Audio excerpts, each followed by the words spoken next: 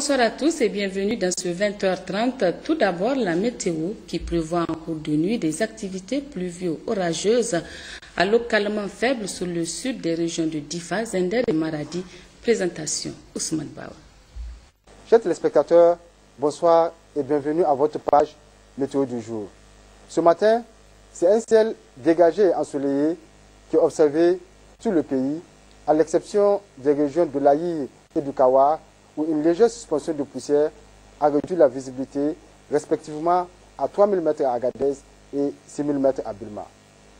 Dans l'après-midi, le ciel est resté toujours dégagé sur le pays. Toutefois, une bonne couverture nuageuse est observée à travers la photo satellite de 18h heure locale sur la région de Maradi. Et en dehors de nos frontières, c'est une vaste zone pluvio-orageuse qui est observée sur le nord-est Nigeria.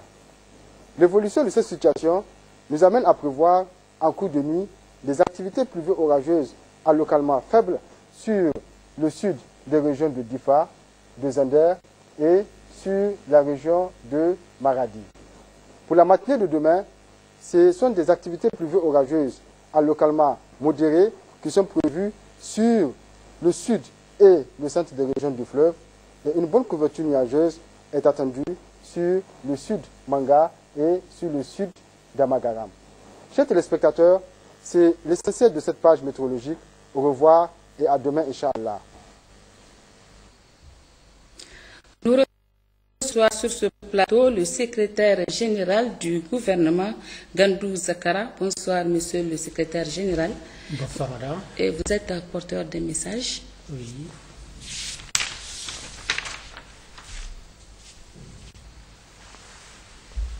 Communiqué du secrétaire général du gouvernement. Le président de la République, chef de l'État, son Excellence M. Issoufou Mahamadou, sur proposition du Premier ministre, chef du gouvernement, a procédé ce jour à un léger remaniement technique du gouvernement. Au terme de ce léger remaniement technique, est nommé ministre d'État, ministre de l'Agriculture, M. Maïdaji Alambey. Je vous remercie. Merci, monsieur le secrétaire général du gouvernement, et restez avec nous pour la suite de cette édition. Sous l'impulsion des amis du lycée Amadou Kourandaga de Zender, l'association regroupant les anciens élèves de ce lycée a organisé une conférence débat samedi dernier à l'université de Zender, une conférence dont le thème est Situation de l'école au Niger, plus de solutions. Le conférencier était le professeur Tidjane Alou, enseignant-chercheur à l'université Abdoumoun de Niamey. C'était en présence du ministre d'État, ministre des Affaires étrangères, Bazoum Mohamed, et l'ancien président de la République, Mahaman Ousmane. La synthèse avec Karmaman Kabir et Laouli Babali. L'association des amis du lycée Amadou Kourandaga de Zander, regroupant aujourd'hui plusieurs anciens élèves de ce lycée, créé en octobre 1973 et dont la préoccupation et le souci majeur reposent fondamentalement sur les questions relatives au développement de l'éducation, a bien voulu organiser cette conférence avec pour thème Situation de l'éducation au Niger, piste de solutions.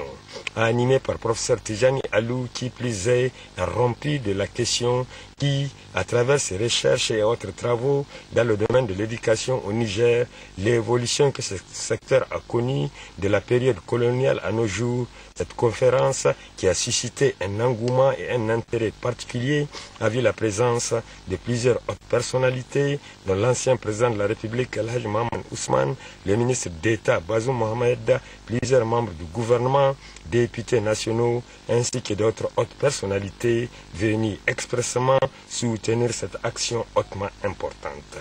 Hajia Abou Abani, membre des amis du lycée Amadou Kourandaga, explique ici les raisons qui sous-tendent l'organisation de cette conférence. Nous sommes un groupe d'amis ayant fréquenté le lycée Amadou Kourandaga et voulant participer au développement de l'éducation au niveau de notre région. Nous avons invité des hommes politiques, les enseignants de l'université, les enseignants du lycée, les encadreurs. Nous avons invité tout le monde, tous ceux qui sont intéressés par la question de l'éducation au Niger, et particulièrement à Zender. Et nous avons constaté que nous avons un faible taux de scolarisation. Nous sommes presque derniers dans le domaine de l'éducation et c'est pourquoi nous voulons appeler à une prise de conscience pour que chacun mette la main dans la pâte et que nous puissions relever ce défi. Vous avez vu, nous avons mis de côté la question de coloration politique et tout le monde était là-dedans, tout le monde était là. Cette conférence, à travers le thème débattu, a été une contribution très significative des amis du lycée Amadou Kourandaga dans l'amélioration de l'état du système éducatif et un signal fort interpellant tous et chacun à s'impliquer davantage pour sortir, en particulier la région de Zander, de la situation dans laquelle se trouve son système éducatif. À Tawa, au terme de l'atelier de renforcement des capacités des secrétaires généraux de toutes les préfectures de notre pays, organisé par le secrétariat général du gouvernement en collaboration avec le ministère de l'Intérieur, de la Sécurité publique et de la décentralisation, le secrétaire général du gouvernement, Gandou Zakara, tire le bilan de cet atelier. Comme vous le savez, les représentants de l'État au niveau des préfectures sont un maillon essentiel du rouage administratif national. Et comme tel, ils doivent être en situation de répondre à tous les défis d'une administration moderne, c'est-à-dire qui prennent en charge essentiellement les intérêts des administrés. Elle n'est pas au service de quelque intérêt particulier, mais au service de nous tous, de l'intérêt général. Et ceci est extrêmement important, étant entendu que nous sommes dans une dynamique politique nouvelle, avec une vision nouvelle qui ne peut être traduite sur le terrain qu'avec des administrateurs au diapason de la problématique posée au niveau politique national.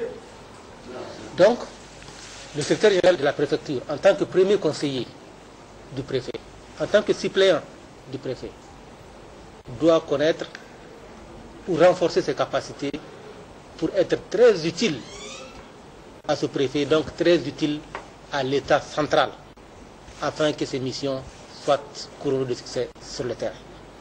C'est ce travail-là qu'on a essayé de faire avec les FCG, et Dieu merci, avec l'appui plus que engagé du premier ministère concerné, c'est-à-dire la tutelle des collectivités territoriales et donc le responsable de l'administration au niveau déconcentré ici. Et bien ce travail-là, nous avons mesuré sa portée, nous avons mesuré son importance de la bouche même des concernés. Ils nous ont dit en aparté que si cet atelier n'était pas prévu, il fallait l'inventer. Vu la situation particulière dans laquelle ils sont, sur laquelle je ne reviendrai pas. Donc cet atelier est extrêmement important. Les gens sont sortis avec un certain nombre de prérequis, avec une nouvelle disposition d'esprit, sans oublier que le ministère de l'Intérieur qui était là a profité pour régler des questions pratiques. Parfois c'est des petits détails, mais quand on les traîne, eh bien, ils constituent une sorte de boulet pour le fonctionnement de l'administration. Donc le ministère de l'Intérieur a profité de cette situation-là pour mettre les choses au clair. Et c'est vraiment un acquis extrêmement important. Les objectifs assignés à cet atelier, il faut les distinguer sous plusieurs angles. Il y a des objectifs immédiats qu'on peut atteindre. Eux, on les a atteints. Mais il y a ceux qui constituent une vision. Et là, bien malin, c'est lui qui dira qu'il les a atteints. C'est un processus. On est dans le cadre d'un processus qui veut faire de notre administration une administration au diapason de la modernité. Donc une administration où la légalité est un mot qui a un sens, où l'égalité entre les citoyens est une réalité. Une administration qui pense d'abord l'intérêt général avant de penser l'intérêt particulier. Ça, c'est une vision. Cette vision-là, c'est pour toute la vie. Donc, celle-là, on a jeté les jalons pour que ceux qui font le travail administratif aient cette vision-là dans la durée. On a souvent tendance de dire que l'initiative 3N est exclusivement réservée à nos seuls braves paysans, mais l'idée ne peut pas être juste dans un pays comme le nôtre où l'agriculture est la principale activité des populations. C'est pour dire que l'initiative 3N doit intéresser l'ensemble des Nigériens. Reportage à Maradi, Adine Algalas et Maman Oumar. Comme on le sait, les paris du président Issoufou Mahamadou et la sécurité alimentaire pour tous les Nigériens Pour ce faire, et dans le cadre du programme de la Renaissance du Niger, l'initiative 3N, les Nigériens nourrissent les Nigériens, commande la mobilisation de tous les investissements à même d'atteindre ce noble objectif. Mais l'initiative 3N ne doit cependant pas être perçue comme le seul apanage de seuls paysans qui souvent n'ont pas assez de moyens pour mettre en valeur plusieurs hectares. La philosophie de l'initiative 3N veut effectivement que les Nigériens, fonctionnaires, membres du gouvernement, commerçants et autres cadres de société s'y mettent afin de gagner le pari. Le ministre de la Communication et des Relations avec les institutions partage cette vision et pense effectivement que le développement économique et social de notre pays passera par l'investissement dans la terre, quelle que soit par ailleurs l'importance des autres richesses. Depuis une dizaine d'années, j'ai cultivé, mais l'initiative 3N m'a renforcé dans ma conviction. Je me suis dit que l'initiative 3N, il faudrait que tout le monde s'y mette. Ce n'est pas seulement les paysans. Il faudrait que tous les fonctionnaires s'y mettent, que même les membres du gouvernement s'y mettent. Et c'est pourquoi cette année, j'ai pris la décision de tripler l'espace. Puisque cette année, c'est à peu près une quinzaine d'hectares que j'ai mis en valeur. Vous avez vu tout à l'heure un champ de niébé de plus de 2 hectares. Ici, nous sommes dans l'un des grands champs de mil. Il y a, je crois, 8 champs, tantôt niébé, tantôt mil, tantôt association mil niébé, mil arachide. Donc, c'est ma contribution dans la réussite de l'initiative 3N. Parce que je suis de ceux qui sont convaincus que le salut de ce pays, que le développement économique de ce pays réside dans la terre. L'initiative 3N n'est donc pas un vain mot et encore moins une affaire d'une catégorie de personnes. Moi, je pense que si les fonctionnaires, si au plus haut sommet de l'État, les membres du gouvernement, les chefs des institutions de la République s'y mettent dans la production, je suis absolument certain que ça va booster l'initiative 3N et effectivement les Nigériens peuvent nourrir les Nigériens. Les travaux de la première session ordinaire du Parlement des jeunes au titre de l'année 2014 se sont poursuivis ce matin à Maradi avec l'adoption du compte-rendu de la plénière du dimanche, de l'ordre du jour et du calendrier des travaux. Les députés juniors ont également eu des discussions sur les problèmes de l'éducation, le programme national de lutte contre le paludisme et la planification familiale avant de suivre dans l'après-midi une formation sur les techniques de communication. Nous y reviendrons demain. Le cinéma nigérien vient d'être honoré à travers le film de dessin animé du cinéaste nigérien Mustapha Alassane. Cette belle création de notre compatriote a remporté le premier prix à l'issue des compétitions tenues le 20 août dernier à Yamoussoukro en Côte d'Ivoire. Le trophée a été remis ce matin au ministre de la Culture, des Arts et des Loisirs et c'était en présence de plusieurs acteurs de la culture. Compte rendu Mariam Oubandawaki et Issouf Suleiman.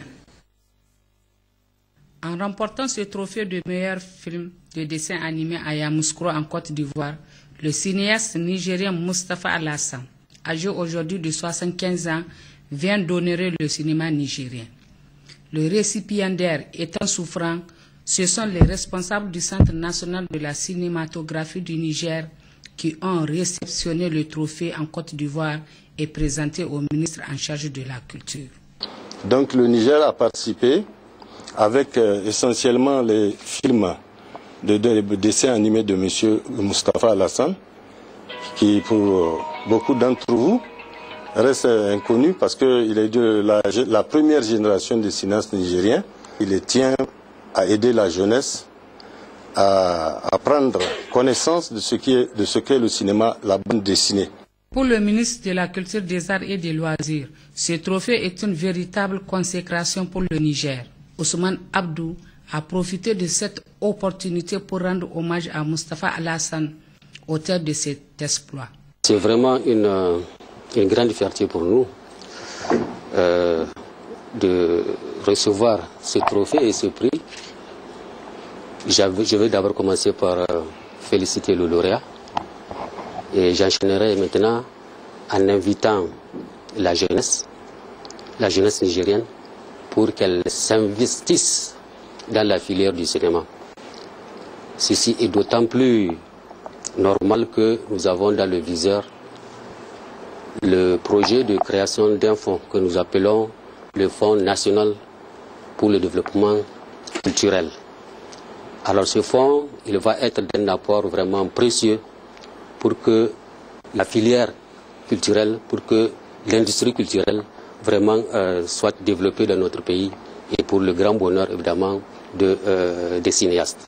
Ce trophée remporté par ce vétéran du cinéma nigérien Moustapha Alassane démontre le retour du cinéma nigérien sur la scène sous-régionale. Il donne également du courage et de l'espoir aux jeunes cinéastes nigériens à plus de créativité. Le ministre de la Culture, des Arts et Loisirs a également présidé ce matin la cérémonie de remise d'un don de matériel informatique et d'équipements de sonorisation destinés à 4 maisons de la culture du Niger, partenaires du projet Programme d'épanouissement culturel de la jeunesse IDS2, Morema Oupandouaki et Youssouf Suleiman. 100 millions de francs CFA, c'est le montant des matériels offerts par l'Union européenne au profit des maisons de la culture, des arts et loisirs sous la conduite du CISP, Comité international pour le développement des peuples. Ce don est composé de 7 ordinateurs portables, 7 imprimantes, 7 projecteurs, 7 groupes électrogènes, 2 véhicules et 4 motos tout-terrain.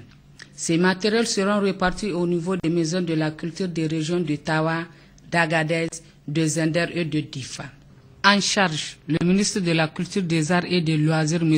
Ousmane Abdou, s'est réjoui de ce geste combien important pour la bonne marche de nos maisons de culture. Aussi, les objectifs du projet s'inscrivent-ils parfaitement dans la droite ligne de ceux assignés au secteur de la culture par les autorités de la 7e République, au premier rang desquels son Excellence M. Issoufou Mahamadou, président de la République, chef de l'État, et son Excellence M. Brigitte Raffini, Premier ministre, chef du gouvernement, à travers 2 programmes de notre référentiel de développement économique et social, à savoir valorisation du patrimoine culturel et amélioration des conditions de développement culturel.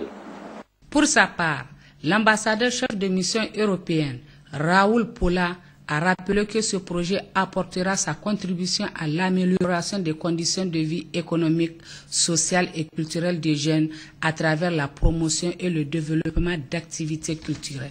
Il vise particulièrement à faciliter aux jeunes l'accès et la disponibilité de la culture dans la zone d'intervention du projet, à travers notamment la programmation culturelle et le renforcement des capacités des maisons de culture en région.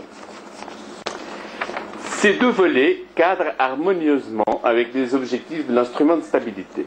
Ce projet vient renforcer les capacités des maisons de la culture qui constituent un maillon important dans l'épanouissement des jeunes dans nos différentes régions. Cérémonie de clôture ce matin à Niamey de la première session de formation des enseignants des écoles de santé en prise en charge intégrée des maladies de l'enfant. Au terme de la formation, les participants ont reçu des diplômes et les responsables de la santé ont salué la tenue de cette session. Mohamed Adamou et Rahila Chebou pour les détails. Cette session de formation a regroupé pendant 13 jours les différentes catégories d'agents de santé des 8 régions de notre pays. Ces récipiendaires interviennent également de la formation des étudiants des écoles de santé du Niger. Au cours de cette session, ils ont été outillés sur la prise en charge intégrée des maladies de l'enfant en vue de réduire la mortalité des enfants de moins de 5 ans. Pour le directeur général de l'Organisation ouest-africaine de la santé, ces genres de formations sont à encourager avant de souligner que notre pays enregistre de grandes avancées en matière de prise en charge sanitaire des enfants. Les progrès enregistrés en matière de survie de l'enfant, bien que considérables dans plusieurs de nos pays, ne suffisent malheureusement pas à atteindre l'objectif 4 du millénaire pour le développement, l'OMD 4, qui consiste à réduire de 2 tiers le taux global de mortalité des enfants de moins de 5 ans entre 1999 et 2015. Mais il y a lieu quand même de dire qu'il y a eu de progrès dans plusieurs pays, et c'est le cas du Niger. C'est le lieu donc pour moi, au nom de l'Organisation ouest-africaine de la santé et de la commission de la CEDEAO, de féliciter les autorités du Niger pour les efforts louables qui ont été faits ces dernières années et le bon qualitatif fait, car le Niger est cité parmi les 3 pays de la CEDEAO qui sont en bonne voie par rapport à cet objectif d'atteindre l'OMD 4. Pour rappel, la mortalité infanto-juvénile est passée de 336 à 130 pour 1000 au Niger, selon les différentes enquêtes. Les 2 autres pays dans la sous-région qui ont fait également des bons qualitatifs sont le Cap-Vert et le Libéria. Le directeur du cabinet du ministère de la Santé s'est réjoui d'apprendre que les objectifs de la formation sont atteints et sera d'une grande utilité pour les participants. Les efforts conjugués de l'État du Niger et les partenaires techniques et financiers dans le domaine de l'accélération de la réduction de la mortalité néonatale et infantile ont permis d'enregistrer des progrès appréciables ces dernières années. Je suis persuadé qu'au terme de cet atelier, vous êtes aptes à former et à encadrer les élèves et étudiants de vos structures respectives afin de contribuer à la réduction de la morbidité et de la mortalité des enfants de 0 à 5 ans. Notez qu'auparavant, l'assistance a suivi avec intérêt une projection relative aux résultats de cette formation sur la prise en charge des enfants de moins de 5 ans. Les sinistrés du village de Bangario dans le département de Balayara ont bénéficié d'une assistance humanitaire cet après-midi. 6,5 tonnes de céréales et 105 kits ont été acheminés par la conseillère spéciale du Premier ministre chef du gouvernement aux affaires humanitaires aux populations de ce village. Elle était en compagnie du gouverneur de la région de Tillabéri, Hassim Djabri. Le point avec Djouari Isiaka et Tahiroas. On en dénombre 65 familles sinistrées dans ce village de Bagario. Bagario est l'un des 24 villages sinistrés du département de Balayara, qui compte au total 1331 ménages affectés par ces inondations. En termes d'assistance humanitaire, ce département s'est vu acheminer 133 tonnes de céréales et 1331 kits, soit un kit par ménage affecté. Le kit est composé d'une moustiquaire, d'une natte, d'une bâche, d'une couverture et de savon, pour ne citer que cela. L'ensemble des 1331 sinistrés ont été assistés. C'est le dernier. En fait, on avait commencé depuis depuis samedi après-midi, avec la protection civile d'ailleurs. La protection était présente jusqu'à hier soir. C'est avec la protection qu'on a fait la distribution. Hier, on a réservé parce qu'on voulait que les autorités viennent voir. Le village de Bangario a reçu cette assistance humanitaire de main de la conseillère spéciale aux affaires humanitaires du Premier ministre. Ce fut également l'occasion pour le gouverneur de la région de Tillabéri de faire cette précision, que seules les personnes affectées peuvent bénéficier de cette assistance. Nous remercions le gouvernement qui a répondu à notre appel de détresse. Nous remercions toutes les autorités qui nous ont aidés et toutes les personnes qui sont intervenues dans cette opération. Nous remercions également les généreux donateurs qui ont pensé à nous secourir. Il faut dire que sur les 24 villages sinistrés du département de Balayara, il ne restait que Bagario. À présent, ces populations peuvent avoir le sourire. La route d'Ifa à Ngingimi connaît de nombreuses difficultés dont la cause réside de l'absence d'une déviation sur ce tronçon en chantier. Abdraman Boukari et Abdraman Mazou pour le reportage. Le manque de déviation en cette période d'hiver le long de la route en construction d'Ifa Ngingimi frontière Tchad, un rêve longtemps caressé par les populations, constitue à présent un véritable casse-tête pour bon nombre d'usagers, engendrant du coup un sérieux blocage des activités économiques sur ce tronçon. En effet, sur ce trajet distant d'environ 130 km, il faut souvent 2 jours pour certains véhicules à joindre leur destination. Il faut 130 km, presque 3 jours, 2 jours là.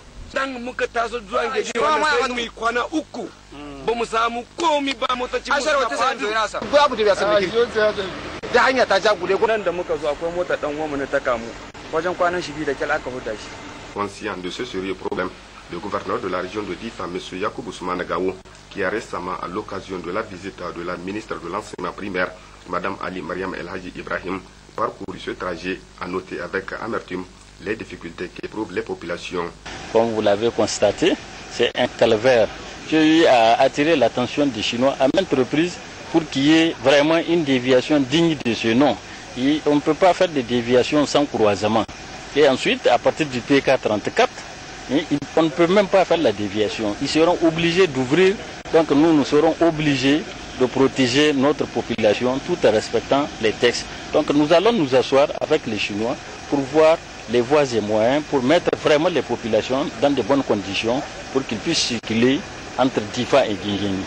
Occasion que les différents contacts engagés par les autorités régionales avec les responsables de la compagnie en charge de l'exécution de ces travaux puissent contribuer à réaliser une déviation dans le plus bref délai afin de soulager ces nombreux usagers qui d'ailleurs longtemps s'écouillaient par les caprices de ce trajet.